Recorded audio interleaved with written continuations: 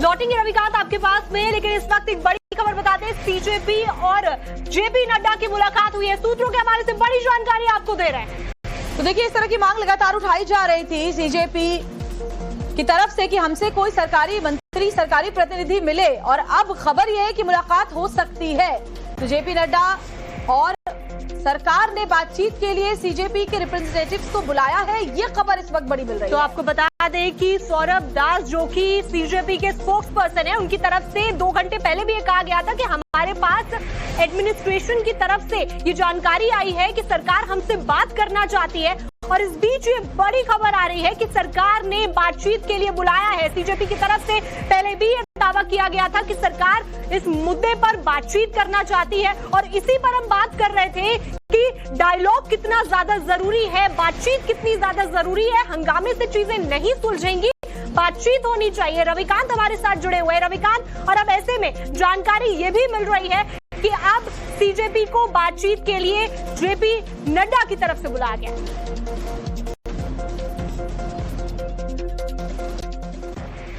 देखिए, अब से कुछ ही देर पहले जो जेपी नड्डा हैं वो संसद भवन से निकले हैं। हालांकि जब उनसे सवाल पूछा गया कि क्या आप इस पूरे मामले में नेगोशिएट कर रहे हैं, उन्होंने कुछ भी जवाब नहीं दिया।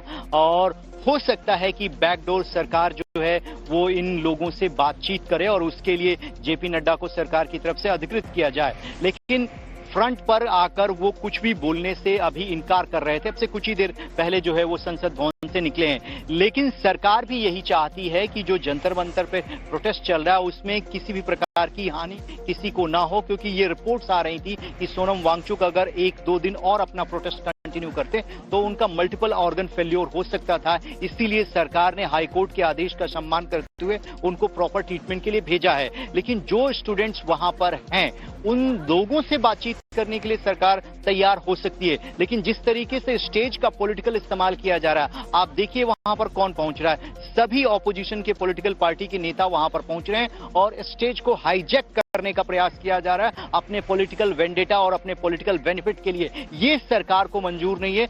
सरकार का ये मानना है कि ये जो पूरा का पूरा आंदोलन है वो आप कंडीशनल आंदोलन नहीं कर सकते। आप एक कंडीशन के साथ आप प्रोटेस्ट पे आए हैं कि हमें इस व्यक्ति का इस्तीफा चाहिए। आपको बात करनी है, एजुकेशन सिस्टम में सुधार करना है, वो सरकार करने के लिए तैयार है। हम भी चाहते हैं कि भारत के एजुकेशन सिस्टम में जितने भी लूप होल्स हैं उनको फिक्स किया जाए। उसके लिए एक्सपर्ट कमेटी भी है और आप भी यानी स्टूडेंट्स भी अगर कोई सुझाव देना चाहते हैं सरकार, तो सरकार उसका वेलकम करेगी। इसी शर्त पर बातचीत होगी। आप प्रायर कंडीशन के साथ सरकार के पास आएंगे तो सरकार बातचीत नहीं करेगी। यही वजह थी कि इतने दिनों से बातचीत नहीं हो पा रही थी। अब सत्र प्रारंभ हो गया है। सरकार भी चाहती है कि स्टूडेंट्स जो है वो अपनी तमाम मांगों को लेकर जो बैठे हुए हैं उनकी मांगों को सुनकर उनके प्रोटेस्ट को खत्म किया जाए। बिल्कुल, और राजनीतिक पार्टियां इसका बेजा इस्तेमाल न कर पाए, ये भी बहुत जरूरी है, क्योंकि हमने देखा कि समाजवादी पार्टी के सांसद अब तख्तियां लेकर उस तरफ कूच कर रहे थे।